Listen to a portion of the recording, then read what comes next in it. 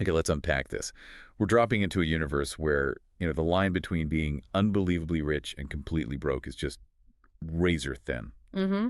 And right now, for Captain Lando Calrissian, that razor is cutting deep into his wallet. Deep. He's on this hot, dusty planetoid Ozeon, just pure misery.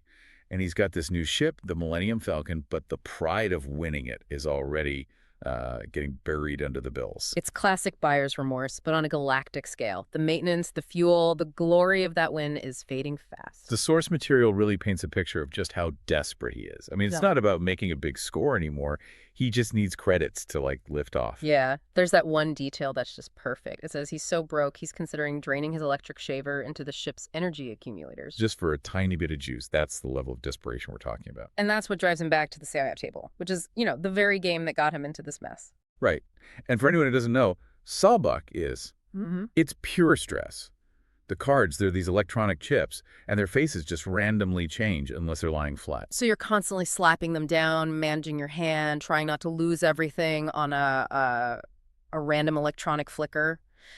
It's incredibly nerve-wracking. So Lando needs a win, but he's losing, and then this distraction shows up, a man who becomes the key to this whole thing. Aut Defa Asuno Wet. Yes. And Aut Defa is a title. It's important. It means he's like a professor, a top-tier academic. He's a research anthropologist. But he's so annoying.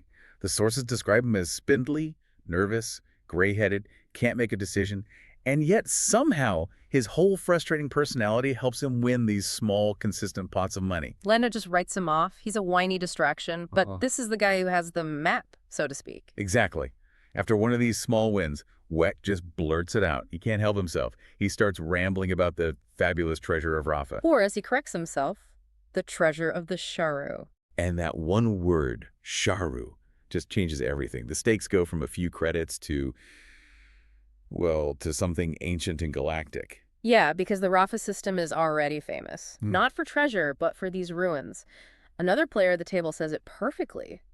The Sharu ruins are the biggest things ever built, and they cover every rock in that system bigger than his thumbnail. And they're totally impenetrable. You can't scan them, you can't drill them, you can't even scratch them. They're just there.